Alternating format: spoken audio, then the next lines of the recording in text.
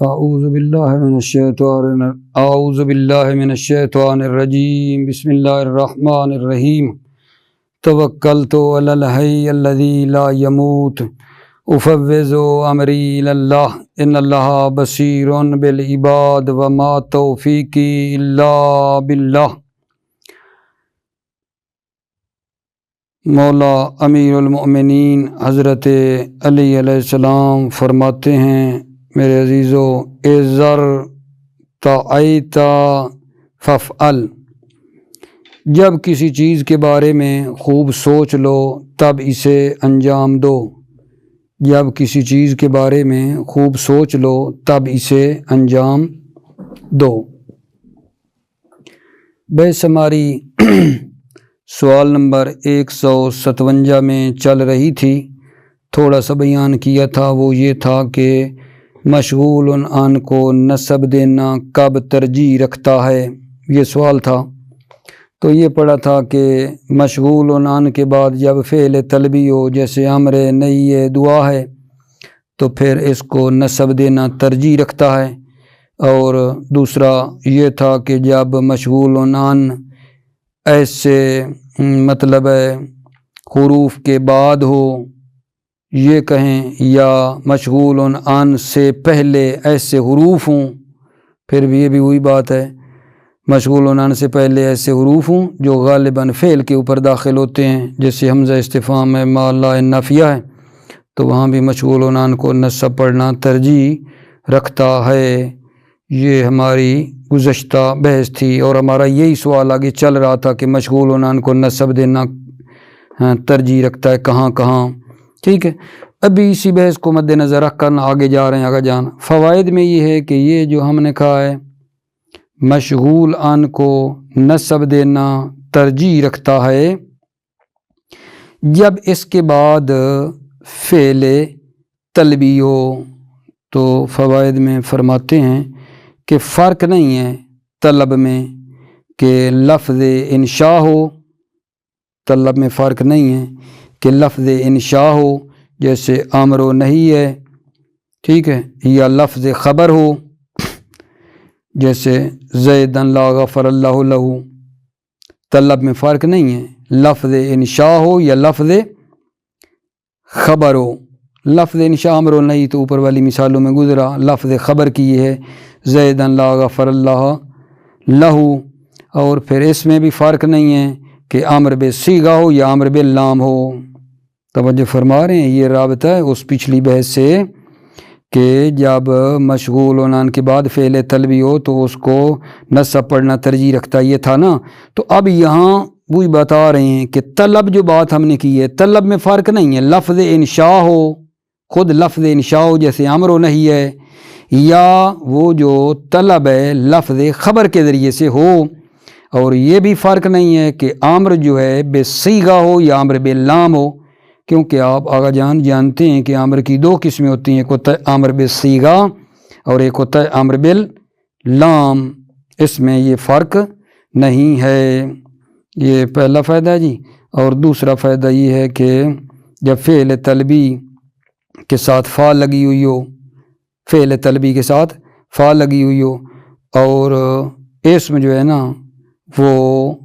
متضمن معنی شرط ہو، اسم میں شرط کا معنی پایا جائے، فعل طلبی کے ساتھ فا لگی ہوئی ہو، تو وہاں نا نصب پڑھنا منع ہے، رفع پڑھنا واجب ہے۔ دوبارہ سننا، جب فعل طلبی کے ساتھ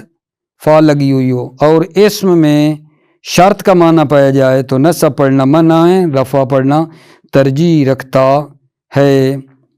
جیسے جناب علی اس کی مثال پڑھتے ہیں، ترجمہ بعد میں ہی ہوگا۔ کل من ینصرک فرع لہ الجمیل، کلو پڑھا ہے، کلو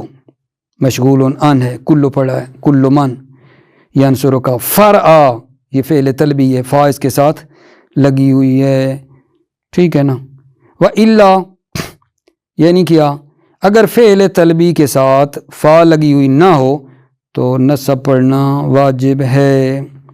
دوسرا فائدہ ہو گیا آگا جان۔ اور پھر تیسرا فائدہ یہ ہے کہ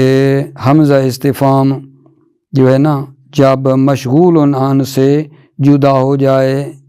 یعنی حمزہ استفہام اور مشغول عنان میں نہ فاصلہ آ جائے اور وہ فاصلہ بغیر ظرف کے ہو تو رفع پڑھنا مختار ہے۔ کیا عرض کر رہا ہوں، حمزہ استفہام اور مشغول عنان کے درمیان فاصلہ آ گیا ہے اور وہ فاصلہ ظرف کا نہیں ہے، بغیر کسی اور چیز کا ہے، ظرف کے بغیر ہے، تو رفع پڑھنا کیا ہے جان مشغول عنان کو جو ہے اختیار کیا گیا ہے۔ اور اگر فاصلہ حمزہ اور مشغول عنان کے درمیان ظرف کا ہو تو نصب پڑھنے کو اختیار کیا گیا ہے۔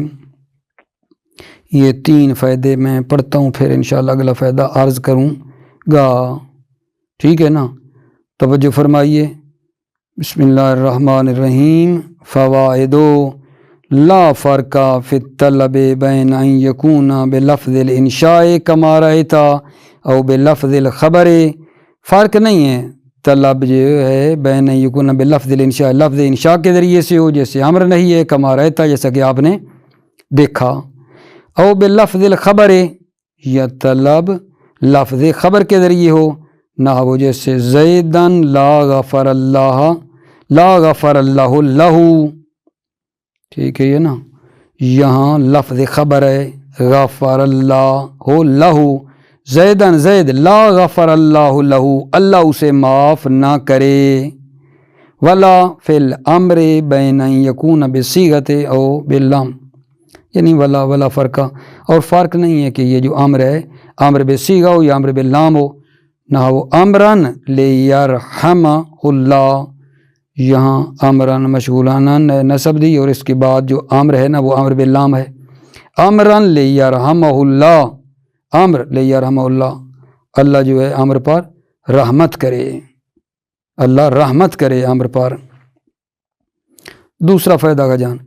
اذا اقترن الفعل الطلبی بالفاء وتضمن الاسم معنی الشرط امتنع النصب ووجب رفع،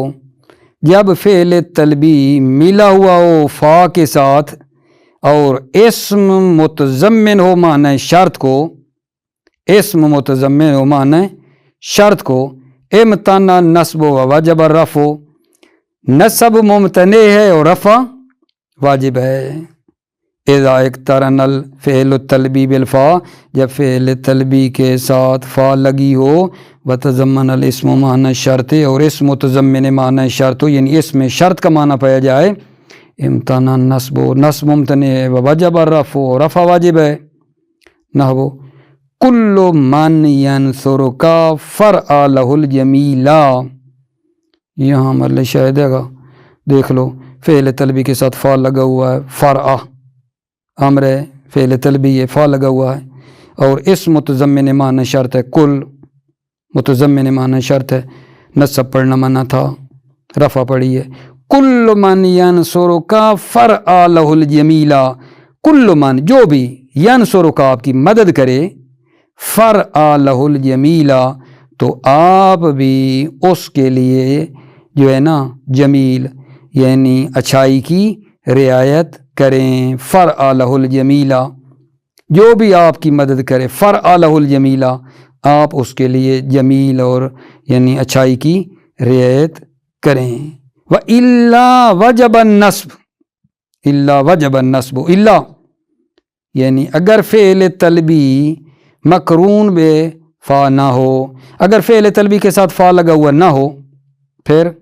وجب النصب، نصب پڑھنا واجب ہے، کس پر بھلا؟ مشغولان پر۔ تیسرا فائدہ کا جان، اذا فصلت حمزۃ الاستفہام عن الاسم المشتغل عن بغیر ظرف فالمختار الرفع، اذا فصلت حمزۃ الاستفہام عن الاسم المشتغل عن، جب حمزہ استفہام اسم مشغول عن سے جدا ہو جائے ظرف کے بغیر، فالمختار رفع تو مختار رفع ہے، نحو انت زید تضربہ، توجہ فرمائی، ادھر حمزہ ہے آگے زیدن ہے مشغول عن، ان کے درمیان فاصلہ آ گیا ہے انت کا، انت ظرف تو نہیں ہے، ظرف کے بغیر فاصلہ آیا ہے حمزہ اور زید میں تو رفع پڑا ہے زیدن. انت زید تضربہ وَإِذَا كَانَ الْفَاصِلُ ظَرْفًا فَالْمُخْتَارُ النَّصْبُ. اذا کان الفاصل، اور جب فاصل جو فاصلہ ڈالنے والا ہے ظرف ہو حمزہ اور مشغول عنان میں، فالمختار النصب تو مختار نصب ہے، نصب اختیار کی جاتی ہے. نحو اکل، دیکھو اکل یوم زیدن تضربہ، کل یومن ظرف ہے نا، ٹھیک ہے. حمزہ اور زید کے درمیان جو زید مشغول ان ہے اور حمزہ ہے اس کے درمیان فاصلہ ظرف کا ہے کل یومن، ٹھیک ہے. تو لہذا نصب پڑی ہے زیدن. اکل یومن زیدن تضربہ، آیا ہر دن تو زید کو مارتا ہے، آیا ہر دن تو زید کو مارتا ہے. اس کے بعد اگر جان جو ہمارا چوتھا فائدہ ہے ذرا غور فرمائیے. چوتھا فائدے میں یہ بتایا جا رہا ہے کہ نصب پڑھنا ترجیح رکھتا ہے رفع پر. نصب پڑھنا ترجیح رکھتا ہے رفع سے جب مشغول ان واقع ہو عاطف کے بعد، حروف عطف کے بعد، جب مشغول ان واقع حروف عطف کے بعد جو جملہ فعلیہ پہ ہو رہا ہے، جو جملہ فعلیہ پہ ہو رہا ہے اس حرف عطف کے بعد مشغول ان جو ہے نا اس پر نصب پڑھنا ترجیح رکھتا ہے. کیوں؟ کیونکہ نصب تقاضا کرے گی آغا جان کہ پیچھے فعل مضمر ہے، ٹھیک ہے نا، تو پھر جملہ فعلیہ کا فعلیہ پر عطف ہو جائے گا. جیسے مثلا اس مثال میں پہلے دیکھ لینا قام زید و عامرن اکرمتہ، ٹھیک ہے. تو یہ مراد ہے کہ مشغول ان واقع عاطف کے بعد یہاں عامرن ہے، واو حرف عطف کے بعد ہے اور یہ عطف ہو رہا ہے جملہ فعلیہ قام زیدن پہ، ٹھیک ہے. تو اس صورت میں یہ ہوگا کہ جب عامرن پڑھیں گے تو پیچھے فعل ہوگا جو اسے نصب دے گا، ٹھیک ہے، اور پہلے قام زیدن ہے جملہ فعلیہ کا فعلیہ پر عطف ہو جائے گا. پھر آگے فرماتے ہیں کہ جب فاصلہ عاطف اور مشغول عنان میں، یعنی اس حروف عطف اور مشغول عنان میں اما کا فاصلہ ہونا، اما کا، تو رفع دینا ترجیح رکھتا ہے نصب پر. جب عاطف اور مشغول عنان میں اما کا فاصلہ ہو تو مطلب ہے رفع دینا ترجیح رکھتا ہے نصب پر. جیسے مثال میں دیکھ لینا ضربت زیدن و اما عامرون، اما واو حرف عطف اور عامرون جو مشغول ہے اس کے درمیان اما کا فاصلہ ہے تو عامرون پڑا ہے، ٹھیک ہے یا نہیں. کیوں بھلا؟ فرماتے ہیں اس لیے کہ کلام اما کے بعد نا مستانف ہو جاتی ہے، ما قبل سے کٹ جاتی ہے، اس لیے کہ کلام اما کے بعد جو ہے نا کلام مستانفہ ہوتی ہے، جدید ہوتی ہے، ما قبل سے کٹی ہوئی ہوتی ہے.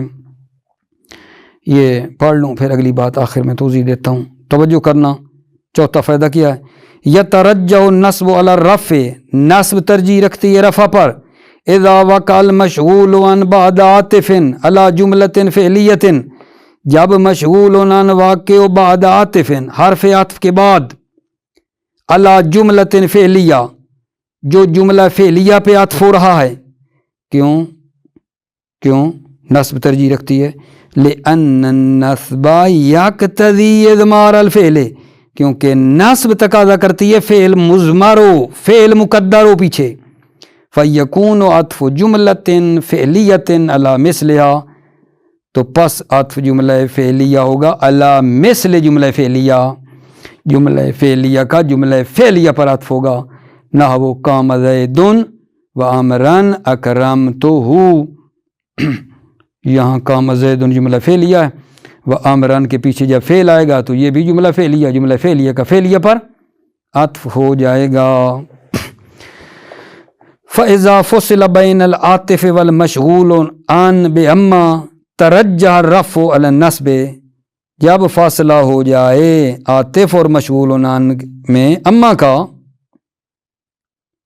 یترجح الرفع علی النصب، رفع ترجیح رکھتا ہے نصب پر، پھر جیسے نحو ضربت زیدن و اما عمر فاکرمتہ،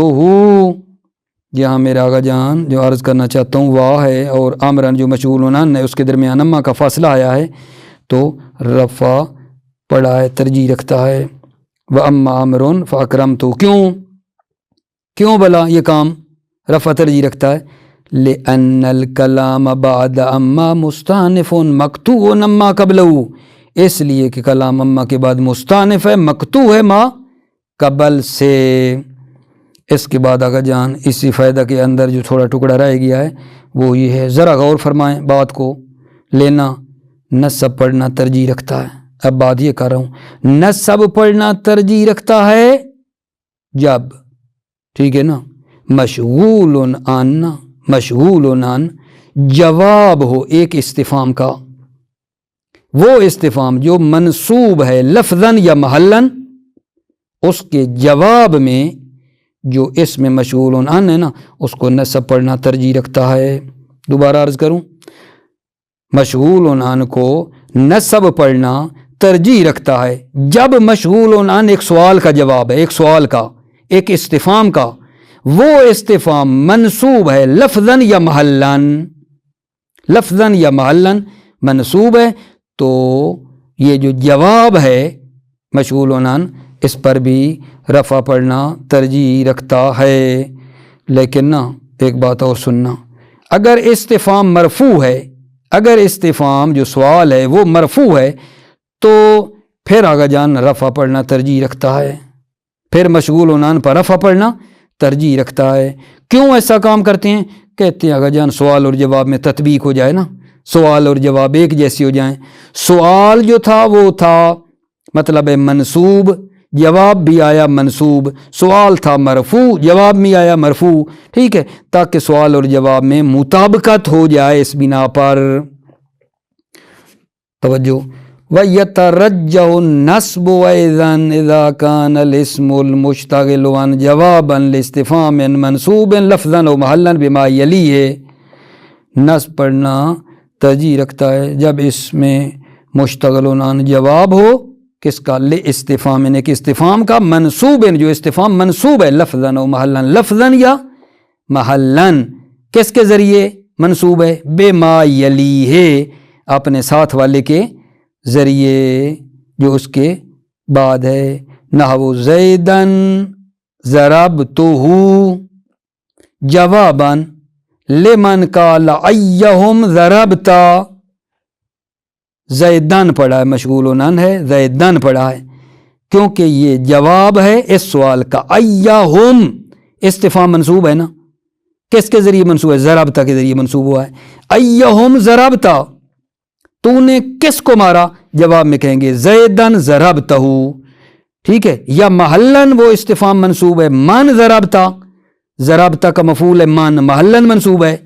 جب استفہام لفظاً منصوب ہو عزیزو یا محلاً منصوب ہو تو اس کے جواب میں جو واقع ہو رہا ہے اس میں مشغول عن، اس کو نصب پڑھنا ترجیح رکھتا ہے۔ لیکن اگر استفہام مرفوع ہو تو جواب جب آئے گا تو وہ پھر کیا پڑھنا ہوگے؟ رفع پڑھنا ترجیح رکھتا ہے، یہی بات ہے نا۔ دوبارہ وَيَتَرَجَّحُ النَّصْبُ أَيْضًا، نصب پڑھنا ترجیح رکھتا ہے اذا كان الاسم مشتغل عن جوابا، جب اس میں مشتغل عن جواب ہو، کس کا؟ لاستفهام منصوب لفظا و محلا، جب استفهام منصوب ہو لفظا یا محلا بما یلیہ، اپنے ساتھ والے کے ذریعے، نحو جیسے زیدن ضربتہ جوابا، زیدن ضربتہ جوابا لمن قال، یہ جواب ہے کس کا؟ لمن قال، جو کہے ایہم ضربتا، یہاں استفہام منصوب ہے لفظاً، ایہم ضربتا، تو نے کس کو مارا؟ کہ جواب میں کہیں گے زیدن ضربتہ، میں نے زید کو مارا۔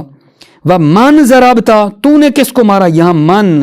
استفہام ہے اور منصوب ہے محلاً ضربتا کی وجہ سے، تو اس کا جواب بھی یہی منصوب آئے گا زیدن ضربتہ۔ اما اذا كان الاستفهام مرفوعا في السؤال فيرجح الرفع، اما جب استفہام مرفوع ہو سوال میں، استفہام مرفوع ہو سوال میں تو رفع پڑھنا ترجیح رکھتا ہے، فتقولو پس تم کہو گے زیدن ضربتہ، دیکھو زیدن ضربتہ جواباً، یہ جواب ہے لمن قالا جو کہے ایہم ضربتہ، ایہم ہے، ایہم سوال جو ہے وہ مرفوع ہے، ایہم ضربتہ تو نے ان میں سے کس کو مارا، جواب میں ہے زیدن ضربتہ میں نے زید کو مارا۔ تو یہاں سوال مرفوع ہے، جواب میں جو ہے مثلا مشغول عن نارا وہ مرفوع پڑھا ہے ہم نے۔ اما اذا کان الاستفہام مرفوعا فی السؤال، اما جب استفہام مرفوع ہو سوال میں، فیرجح رفع تو رفع ترجیح رکھتا ہے کس پر، بلا مشغول عن پہ، یعنی فتقولو پس تم کہو گے زیدن ضربتہ جواباً، زیدن ضربتہ جواباً، جواب ہے لمن قالا جو کہے ایہم ضربتہ، ایہم ہے استفہام مرفوع ہے، جواب میں بھی دیکھو مرفوع پڑا، کیوں آگا جان، لأن حکم الجواب ان ينطبق علی السؤال، تاکہ جواب کا جو حکم ہے، حکم الجواب جو ہے وہ سوال کے